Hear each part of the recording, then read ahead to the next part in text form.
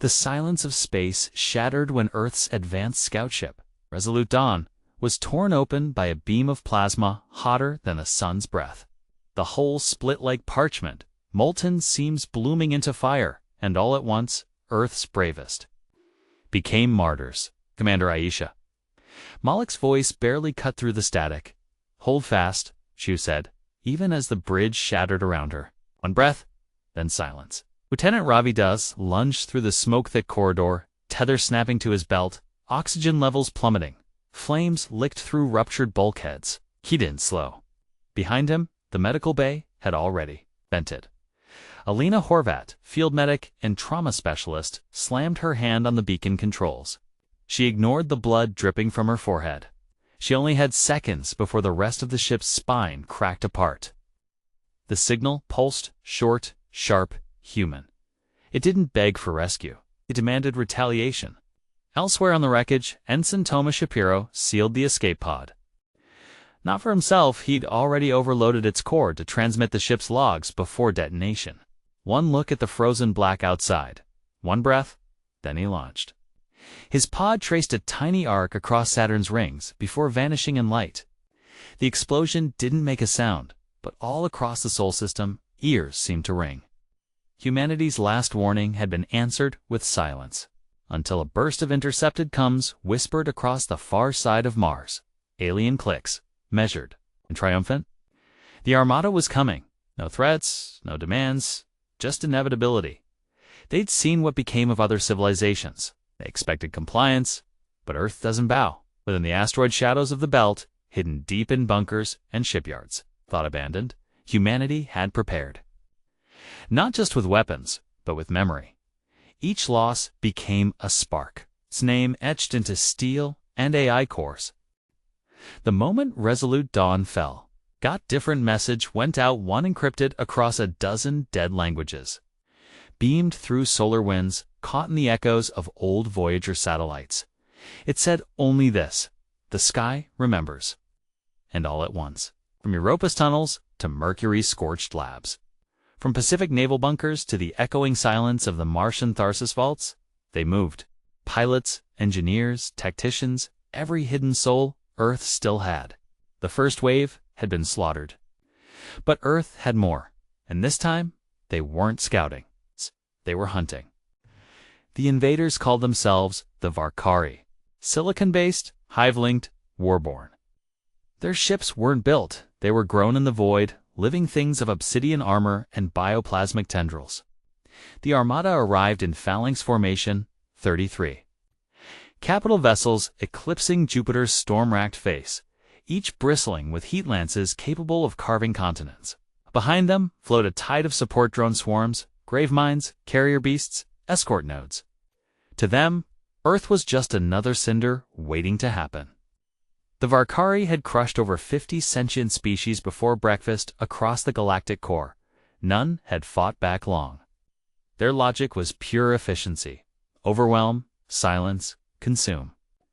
From their lead ship, a pulsating dreadnought known as Oresk, High Directive 71 relayed a final data blast. No language. No mercy. Just coordinates Surthsand, a schedule for annihilation. But Earth's defenders were no longer centralized. They'd scattered deliberately, misdirected, and fragmented to bleed the Armada dry.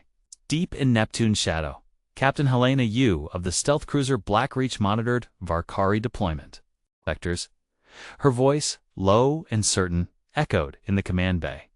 They've committed blind spots forming in their rear arcs, exactly as modeled. Across the belt, General Marcos Ihayos gripped a holographic battle map between cybernetic fingers. He nodded to no one in particular. Start Phase 1. Out a series launched decoy drones, each mimicking the M signature of cruisers. Their AI intelligence programmed to scream panic on all known Varkari channels. Like vultures scenting blood, the alien fleet shifted just slightly. Enough. Enough. For Earth's real assault lines to begin positioning. On Luna, Commander Zara Klein finished calibrating the plasma spike cannon mounted deep within Tycho crater. It would only fire once, but it would announce something no Varkari had ever heard before: resistance with teeth. Meanwhile, Old Earth's net of orbital defense, I long thought decommissioned, began to awaken. They weren't pristine, they weren't even sane, but they remembered protocol, they remembered war. In hidden hangars across the Pacific's Mariana Citadel, gravjets hummed to life. Power cells pulsed as armored drop units synchronized launch. Clocks? It wasn't a counterattack. Not yet, but something was building a coil, winding tighter, across systems, across minds. Earth was being underestimated again. And that, above all else, had always been its greatest. The first kill didn't come from a battleship or a railgun platform. It came from a freighter. It's a hollow sky.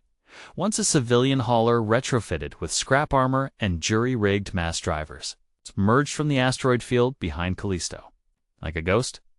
Inside, Captain Theo Arjun sat in a cracked pilot chair, gripping controls salvaged from a museum piece. Round him, a skeleton crew of miners, smugglers, and retired pilots held their breath. The Varkari corvette ahead hadn't even registered them as a threat. It was a mistake they wouldn't live to regret. With a shudder and a cough, the hollow sky fired its single, overcharged magnetic lance. The projectile, depleted uranium. Wrapped in ceramic tungsten, punched through the corvette's front hole and exploded deep within its neural control cluster. The alien ship screamed as it spasmed in a violent, bioluminescent death thrash, then went still. Silence followed. Then cheers raw, disbelieving, filled the hollow sky-s bridge. One kill. It's one hole in the myth of invincibility. Word spread. Fast? On Mars. Resistance cells picked up the feed and replayed it again and again, proof that the Varkari bled, that they weren't gods, just monsters. That night, across every colony, the stars looked different. They looked vulnerable. Phase 2 began without a single order. In Europa's oceans, engineer diver teams attached seismic resonators to buried listening posts, forcing confusion into Varkari echolocation relays. On Ganymede, a band of former lunar marines disguised as scrap haulers detonated 3 mining barges mid-flight, creating a debris storm that blinded half a fleet wing. Every small victory had a cost. On Titan, the ice fields burned red as a human recon squad lured two destroyers into a glacial crevasse, collapsing it with antimatter charges. None of them made it out, but the kill count ticked upward. The Armada slowed. Patterns cracked. For the first time, the Varkari altered their protocols. They began scanning harder, firing faster. They didn't understand why humans were winning, even in loss. And that terrified them. High Directive 71 began to loop its algorithms. It conquered stronger species, faster ones, more advanced ones, but never ones that lied, that tricked, that baited, that sacrificed without hesitation. Earth didn't just fight, it hunted. It learned. Every death sharpened the spear, and the spear was moving. Above Venus, where the atmosphere boiled with acid and windstorms raged like gods at war, the first real trap was sprung. The Varkari vanguard ship Koroth's Fang descended into low orbit, its tendrils probing for signs of resistance amid the crushing pressure and swirling gas. What it found instead was a signal ancient, raw, and unmistakably tearing music. A scratched-up 20th century jazz loop bounced through the clouds, drawing the Varkari's attention. They diverted a triad of drones to trace the origin, sweeping wide with pulse-mapping sonar. That's when the clouds ignited. It's from behind Venus's sulfurous shroud, 5 human stealth bombers, known as ghost wings, decloaked in perfect formation. They dropped thermal tip charges into the orbital path below and banked hard. The bombs detonated in a rising column of fire, punching through the weakened upper hull of the Koroth's Fang. Bioplasmic veins ruptured in streams of glowing blue. The ship convulsed, engines misfiring, thrusters flaring out like broken wings. Inside the lead ghost wing, Commander Nyario Conquo gritted her teeth, hands firm on the throttle. She didn't wait for confirmation. Now, she ordered. In response, from a Venusian polar orbit, kinetic lance cannon assembled from an old meteor tracking station fired a depleted core slug at Mach 27. It ripped through the already failing Varkari dreadnought, splitting it clean in half. Debris rained into the Venusian clouds like hell's own hail. The kill sent shockwaves through Varkari command. Their targeting algorithms didn't account for environmental chaos. Earth had weaponized it. It's Venus, with its hostile skies and tectonic instability, had become a theater of psychological warfare. Panic started to ripple knot among the Varkari troops, who were biologically incapable of fear but through their processors. Combat efficiency dropped 0.3% in 5 minutes. A directive. 71 flagged it. That had never happened before. On Earth's side, command centers lit up. The Venus strike was a calculated risk. With long odds and it had paid off. Admiral Soraya Mabeki, watching from Earth's equatorial orbital tower, simply nodded. Begin Phase 3. This wasn't just resistance anymore. It was a campaign. And with every loss, the Varkari weren't just being pushed back. They were being studied, disassembled, and outmaneuvered. The battlefield had become a chessboard, and Earth had just taken a queen. In the icy dark beyond Pluto's orbit, far from the blazing war zones of the inner system, Earth's most dangerous asset activated. It wasn't a ship. It wasn't a weapon. It was a man. Colonel David Rourke's Gravedigger emerged from cryostasis aboard the covert infiltration vessel, Wraith 7. His bones creaked, joints aching from decades of forced sleep. Round him, the ship's interior flickered with soft red lighting and ancient software still running silent routines. Rourke didn't speak. He didn't need to. The ship knew. The mission parameters were unchanged since the Cold Vault Protocol had been initiated nearly 40 years prior. If Earth faced extinction, release Rourke. Let him do what he was born for. The Wraith 7 moved without engines, using thermal masking and gravitational slingshots to drift unseen toward the outer edge of the Varkari fleet. Rourke's breath fogged the inside of his helmet as he suited up. No AI, no squad. Just a railcutter, 3 antimatter charges, and the black void. The Varkari had no concept of irregular warfare, no model for human infiltration. Their fleets were designed to counter fleets, where defenses faced outward, never inward. Rourke slipped in through a maintenance tract on a mid-tier, Command Vessela, sprawling creature of obsidian plates and pulsating Bayatusu. He moved like a shadow, placing charges deep in the ship's vascular power nodes. Every step deeper confirmed what Earth's tacticians had only guessed. The Varkari weren't just organic, they were connected. Neural links, tissue transmitters, he was walking through something alive.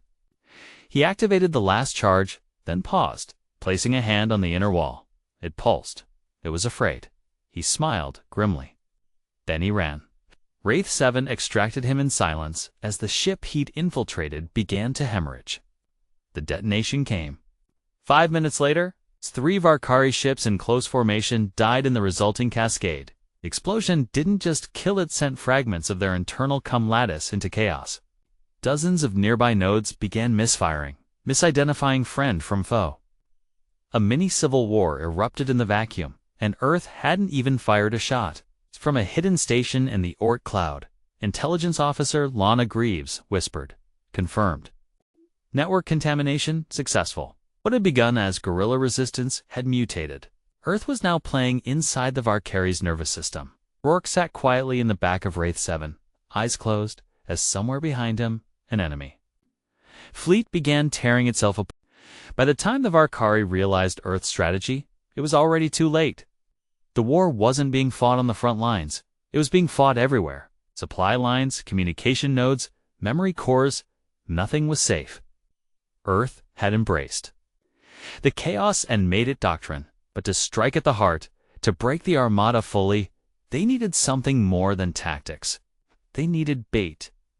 It came in the form of the Lance of Dawn, a repurposed Ark-class colony vessel from before the collapse. Stripped of civilians, loaded with reactor cores, it broadcast an open signal on every Varkari frequency. "Come and take us," it said. It was all a challenge, spoken with all the weight of defiance humanity had to offer. The Varkari bit hard. Its 15 ships, 2 capital dreadnoughts, and 13 escorts peeled off to intercept. They believed it was a last gasp. In truth, it was the snare. The Lance of Dawn led them straight into the Carthage Expansa. Dense cluster of gravitational anomalies and overlapping asteroid tunnels long mapped by Earth's deep space salvagers. Within that chaos, Earth had built its trap, hidden torpedo nests, cloaked beam arrays, and retrofitted mining rigs retooled into mobile launch platforms. As the Varkari entered the expanse, the asteroid fields came alive. Torpedoes erupted from shadows. Beams lanced through weak points. Gravity mines snapped ships against rocks like paper in a storm. From above, a dozen human corvettes descended. In perfect formation, striking from angles no naval simulator could predict. At the helm of the assault was Fleet Captain Idris Kane, once disgraced, now reborn in war. His orders were precise: hit hard, fade faster. No kills unless it counts. The battle wasn't elegant. It was vicious, dirty, human. And it worked. One Varkari dreadnought tried to turn, its hull cracking under the pressure of conflicting grav fields. It didn't make it. The other, wounded, and leaking core plasma, was finished off by the Lance of Dawn itself. It rammed the beast head-on, detonating its reactors in a self-sacrifice so brilliant it outshone the nearby stars. For a moment, silence reclaimed the void. Then Earth's fleet reappeared in its wake, ships damaged but burning with purpose. Captain Kane, blood dripping down his temple, stared through the cracked glass of his command deck. "That's how we say hello," he muttered. And just like that, the myth of the Invincible Armada began to die. In the aftermath of the Carthage Expanse ambush, the Armada faltered. Not completely, but like a boxer taking a hit he didn't see coming. The Varkari adjusted. They consolidated ranks, began deploying in overlapping formations to protect vulnerable units. They sealed off forward scouts and reinforced command nodes. It was smart, it was fast, but it was still too late. 'Cause Earth's assault had stopped reacting. It had started predicting. It's deep in a repurposed Antarctic data vault, buried. Beneath 30 meters of ice and forgotten global treaties, an AI named Sybil spun through 1 trillion simulations. Built not for war, but for climate forecasting. Sybil had been awakened for one purpose: understand how the enemy thinks. And it did. It read patterns in heat distribution, in maneuver delays, in nanosecond hesitations across fleet-wide comms.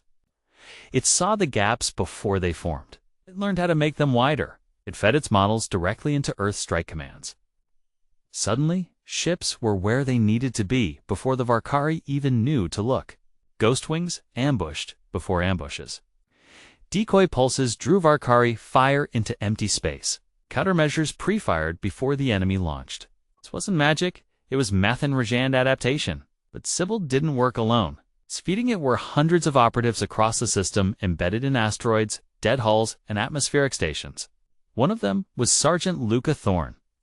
Perched on a debris cluster above Mars's shadow, relaying Varkari heat spikes in real time while bleeding from shrapnel embedded in his ribs. Another Ayatovic operated from a crippled satellite looping Jupiter's outer orbit, riding solar flares to feed Sybil what she called the alien heartbeat. She hadn't slept in 73 hours. She refused to shut her eyes. Together, the network gave Earth what the Varkari never expected: tempo. Humanity was now 2 steps ahead and closing. High Directive 71 began to fail protocols, then overwrite them. The Armada was fracturing under pressure it had never known. Not brute force, not superior weapons, but the sheer unpredictability of prey that refused to act like prey. Across the battered moons of the outer system, Earth's forces began to consolidate, small fleets threading together like veins toward one final convergence point. The Varkari still thought they were dealing with rebels, with survivors. They hadn't yet understood the full truth. Earth wasn't trying to win, or it was preparing to end one. The final battlefield was chosen not by Earth, but by inevitability. Saturn, its rings a graveyard of frozen, time-offered natural cover, magnetic interference, and endless tactical advantage. But more than that, Saturn was symbolic. It watched humanity rise, build, collapse, and crawl back again. Now, it would witness vengeance. The Armada arrived in 4 Saturn capital ships, dozens of support nodes, and a web of skirmishers drifting like spiders between the rocks. They didn't scan, they didn't challenge. They advanced. At first, they found nothing. It's just ice and silence. Then the rings came alive. It's buried within the debris fields. Thousands of microsatellites activated in unison, flooding the area with hard light projections, ghost signals, false heat signatures, mirrored energy spikes. The Varkari formation faltered. Slightly enough. From within the beering shadow, Earth's fleet emerged piecemeal, battered but burning with purpose. Leading the charge was the Seraphim, Earth's last dreadnought, its hull scarred from the lunar uprising, its captain long thought dead. Admiral Ekin Raleigh, face etched with age and grief, stood at the helm. All units, fire at will. No retreat. The first barrage turned space into a furnace. Rail slugs and beam pulses ripped through Varkari forward units. Human ships danced. Between asteroids with suicidal precision, the Varkari fired back with overwhelming force, melting ice fields, vaporizing decoys. But Earth didn't meet them head-on. It enveloped them. From behind Titan's orbit, cloaked orbital platforms launched spike arrays that stabbed into the Varkari rear. Gravity warpers destabilized their movement paths. Makazi drones swarmed weak points, detonating at nerve junctions. The Varkari were superior in tech, but Earth was superior in strategy, sacrifice, and fury. Commander Klein's Ghostwing squad looped behind a capital ship, weaving through flak fire to plant a charge inside its spinal core. It ruptured, split down the middle like a broken god. Sergeant Thorne, bleeding but alive, coordinated a triple flank from Saturn's dark side, using overlapping magnetic fields to mask the approach. Explosions dotted the black. Flames touched the rings. Inside Seraphim, Admiral Raleigh ignored the blood dripping from a cracked brow. "This is where we break them," he said, "or we die making the point." On the far side of the battlefield, High Directive 71 pulsed a rare signal hesitation. For the first time in Varkari history, retreat was logged as a statistical possibility. Earth had done more than hold the line. It had drawn blood, and Saturn's rings shimmered with fire. With Saturn's skies ablaze and the Varkari reeling, Earth made its final play. Operation Lazarasa coordinated full system ambush, conceived in secrecy, executed in desperation. It wasn't just a battle plan, it was a message. Earth wasn't surviving anymore, it was winning. Across the solar system, hidden weapon caches activated. Long-forgotten relics of older Warzemp mines buried in the Martian crust. Nuclear rods hidden inside Mercury's scorched tunnels, kinetic rods orbiting in disguised mining rigs, fired almost simultaneously. Strike-targeted command relays. Fuel reserves and hyperspatial stabilizers across the Varkari fleet. The Armada's infrastructure began to collapse in real time. Ships lost orientation, firing blindly. AI support nodes looped endlessly, caught between corrupted orders and failing protocols. But the final strike came not from a weapon, but a lie. Earth's intelligence division had spent months feeding the Varkari subtle fabrication sensor glitches, false distress calls, simulated mutiny data, precisely 044 OUTC. Those lies paid off. High Directive 71, overwhelmed by contradictory input, triggered a total fleet reset to purge corruption. For 87 seconds, the entire Varkari command system went dark. Earth didn't hesitate. "Admiral?" Raleigh gave the final command. "All units, burn them down." The sky erupted. Every cannon, torpedo, railgun, and spike detonator fired in perfect synchronicity. One by one, the Varkari ships went Novopower cores igniting, hulls cracking, neural links bursting into sparks. Even the remaining dreadnoughts, massive and defiant, couldn't withstand the barrage. The Seraphim took a hit through its engine bay, venting plasma and screams into the void, but it didn't stop. It rammed straight through a Varkari command cruiser, carving it in half before listing into Saturn's gravity well, flames trailing behind. Its last signal, mission complete. Below, Earth's surviving forces mopped up the wreckage scarred, limping, low on ammo, but alive and victorious. In the command chamber of the shattered Wraith 7, Colonel Rourke looked over a drifting field of broken alien ships and whispered, "That's what extinction looks like when it misses." High above, the remnants of the Varkari fleet began. Jumping, scattered, disorganized, leaderless. They had never faced resistance like this, never lost like this. Earth had not just won a battle, it had forced a retreat. Not through overwhelming power, but through defiance, cunning, and sacrifice. The Armada was broken, and humanity, for the first time in a century, looked to the stars not with fear, but with fire in its heart. As the last Varkari cruiser flickered into jump space and vanished beyond Neptune's cold horizon, Earth's forces stood in the aftermath, bloodied but unbroken. Saturn's orbit was a scrapyard of ruined technology and shattered lives, human and alien alike. But amid the drifting wreckage, there was clarity. The impossible had happened. The Armada, undefeated across 100 systems, had been stopped by the last desperate warriors of a planet once considered primitive. No songs played, no parades ignited, only silence. And then the rebuilding began. Across Earth and its scattered colonies, damaged comms came back online. The voice of Admiral Soraya Mabeki, hoarse and cracked, broadcast system-wide to all Terran units. Stand down. The sky is ours. In Luna's military spire, the flag of Earth's simple blue sphere on white was raised again, ragged, smoke-scarred, but upright. Mars survivors climbed from bunkers into daylight and found the sky still blue. On Ganymede, engineers wept beside shattered relay stations, clutching each other in disbelief. Across the belt, civilians emerged from the dark with wide eyes and steady hands. Victory hadn't come cheap. Half the fleet was gone, entire divisions of fighters were vaporized in the opening weeks. Yet, Earth stood, scarred Titan that had bled and endured. In a quiet orbital platform above Titan, Commander Zara Klein recorded the first official log entry post-conflict. Our voice was low, almost reverent. "Let the record show," she said, "that on July 9th, 2325, humanity did not surrender. Humanity endured. We broke the Armada."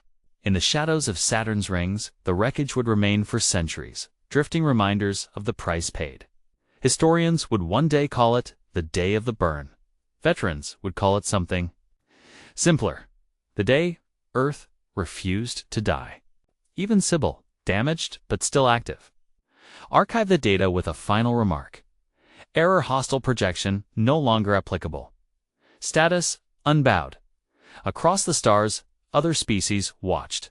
They had seen Earth's flames rise through despair. The myth of human fragility had died in fire. What rose in its place was something new, something fierce. Not conquerors, not saviors, survivors who would never kneel. The Varkari would return someday, or something worse. But when they did, they would not find prey. They would find warriors. And they would remember the day the impossible broke because Earth refused. Weeks passed, then months. The fires faded, but the scars remained. Not just on ships or cities, but on souls. Humanity had survived the unthinkable, and survival had a cost. Earth's surface bore the bruises of orbital strikes and panic evacuations. The colonies fared worse. Ganymede's outer dome still vented atmosphere into space. Europa's underwater stations operated on emergency backup. The belt was littered with drifting hulls and silent mining platforms. Yet no one waited for orders. No one asked who would lead. Across settlements and starports, civilians became builders, soldiers became teachers, AI became partners. The war had forged unity that 1,000 years of politics never could. Children on Mars were taught the names of the fallen not as tragedy, but as legacy. On Earth, a monument rose in the ashes of old Geneva. A single shard of Varkari hull embedded in granite, surrounded by the etched names of every human who gave their life during the siege. No anthem played, just silence, respectful, unyielding. Above it, a plaque bore 6 words. Asterisk, we bled. We rose. We remember? And yet the story wasn't over.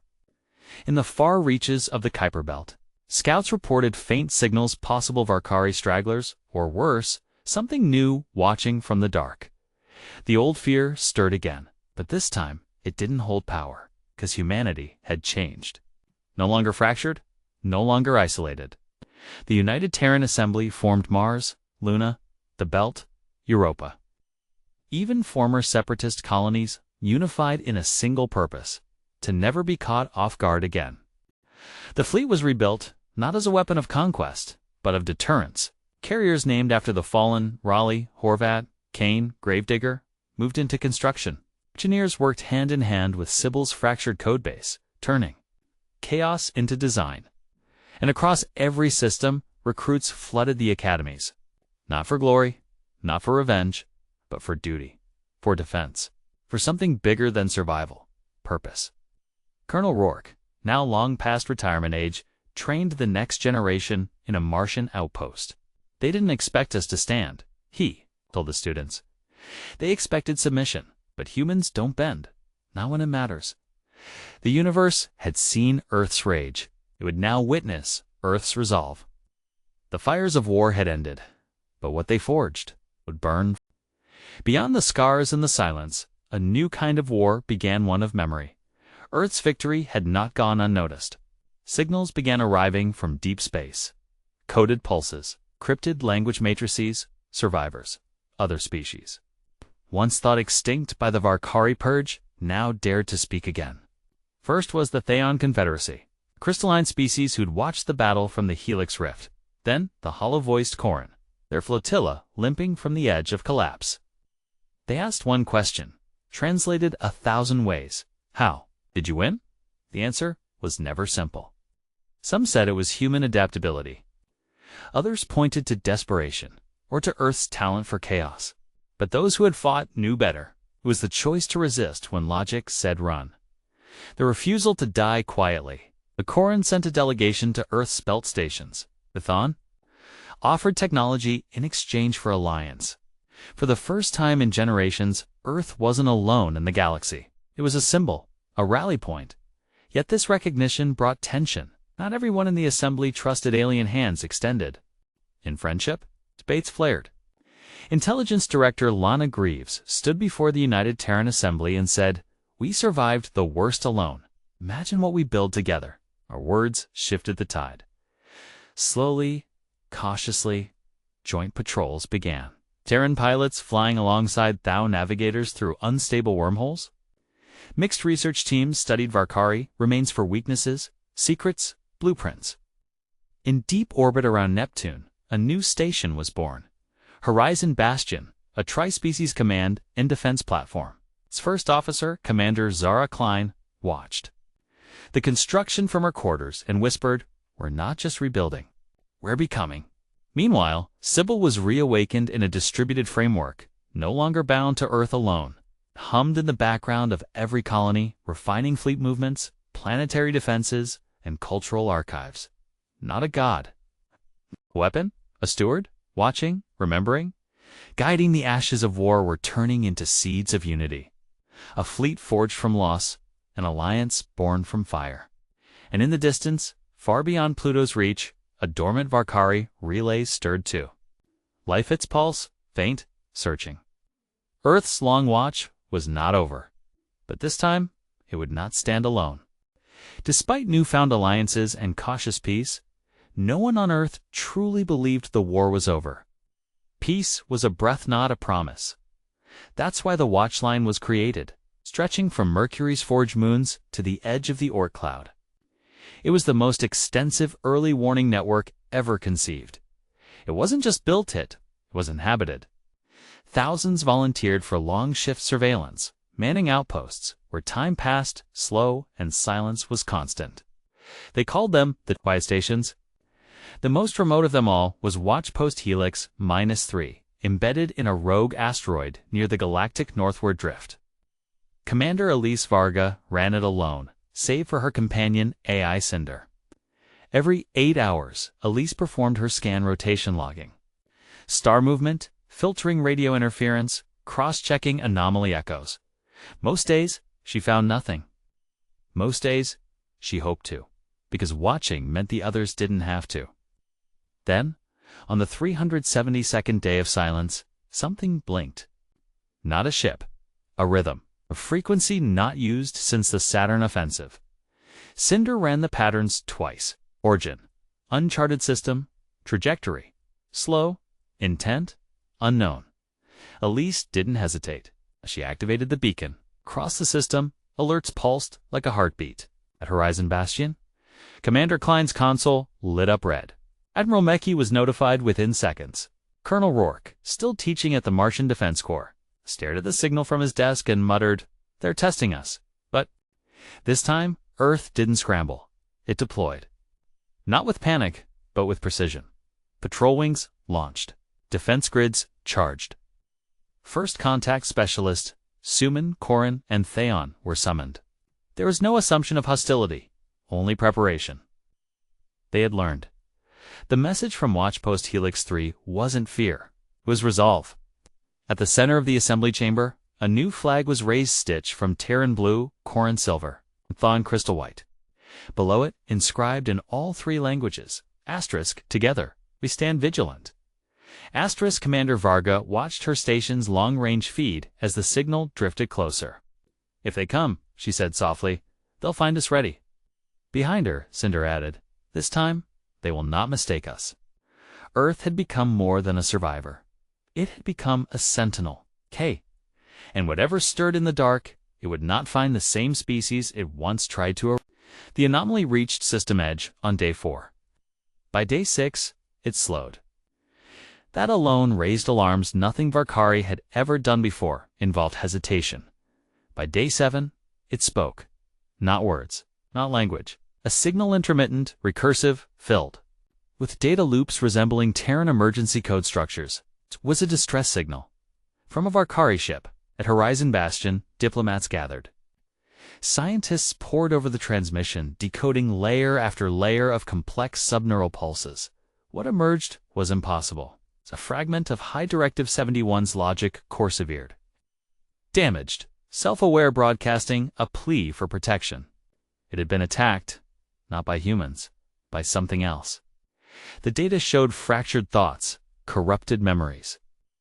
And one phrase repeated endlessly in Varkari cipher. *, they are coming. Earth's first instinct was caution. The assembly debated. 4 hours was it bait? A trap? Misinformation? But Sybil, running simulations at quantum scale, came to a conclusion first. Probability of deception, negligible. Signal integrity aligns with known Varkari distress patterns. Threat level, unknown. Strategic recommendation, engage defensively. Interrogate cautiously. Commander Klein was authorized to intercept. The ship of Varkari scout, half-melted and venting plasmile, was brought into geostationary orbit near Neptune. Escorting it were human and Corin cruisers, weapons hot, safeties off. What they found aboard defied logic. The interior was scorched, mutilated, organic tech warped, as if rewritten mid-function. No crew. It's just the fragment encased in what remained of the ship's core, flickering like a dying star. Dr. Yaros Tanaka, Earth's leading xenopsychologist, examined it through. A sealed interface? It's afraid, he said, voice barely above a whisper. Something scared the Varkari. The fragment projected an image across the consult-wisting voids. Dark matter storms coalescing into shapes not yet real. Not things without pattern, without physics. An invasion. Not of fleets, but of entropy. The Corin called them the Hollow. The Thon had no name. Only an old silence in their records gaps where stars vanished. Earth's war with the Varkari had been apocalyptic. But this was something else, existential. And yet, Earth didn't retreat. They reinforced. For all their grief and trauma, humans had been tempered in fire. The assembly voted unanimously. Learn, adapt, and prepare. The hollow howl came, they would not find frightened prey. They would find a coalition forged by war.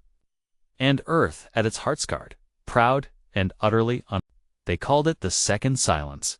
Not because it was quiet. Pace had never been louder with mobilizations, sensor sweeps, diplomatic dispatches, and constant system-wide readiness, but because it was the calm before something no one could. Name, across the solar system, every station, fleet, and colony stood in measured anticipation. Earth no longer looked up in fear, but in unity. The hollow howl was coming. Maybe tomorrow. Maybe in 10 years. But they would come. Earth would not wait to be caught sleeping. Horizon Bastion became the core of this new age, part fortress, part beacon, part school. Every species in the Alliance contributed.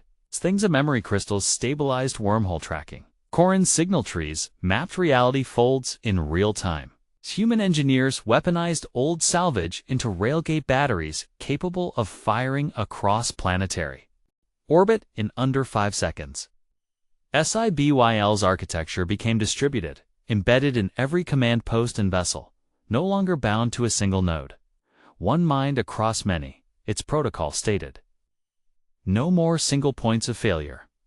Yet even amid preparation, there was purpose. Humanity remembered to live. On Earth, cities rebuilt not in fear of invasion, but in celebration of survival. Mars grew forests under domes. Luna turned its war scars into art installations. People didn't forget the cost, but they refused to be defined by pain. Admiral Soraya Mbeki, now retired, stood before the monument in Geneva, hand pressed to the jagged alien shard. Child approached, eyes wide. "Will they come back?" she asked. Mbeki looked to the sky. "Maybe, but so will we." On Titan, Zara Klein passed her command to a younger officer, whispering, "Teach them why we fight, not just how." Rourke, aged and slower, died, surrounded by cadets who called him legend and friend. They etched his words into the Martian Academy. Gates, asterisk, they didn't break us. They made us ready. The stars stretched on wide, dark, unknown. But now, Earth's light reached farther than ever before. It pulsed in the codes of Sybil, in the hum of defense grids, in the laughter of children born after the fire. The hollow howl came. They would face not a fractured species, but a united chorus. And as the final line in the first interstellar charter read, asterisk, we are Terrans. We adapt. We endure. We remember, asterisk, and in the dark between galaxies, the howl stirred.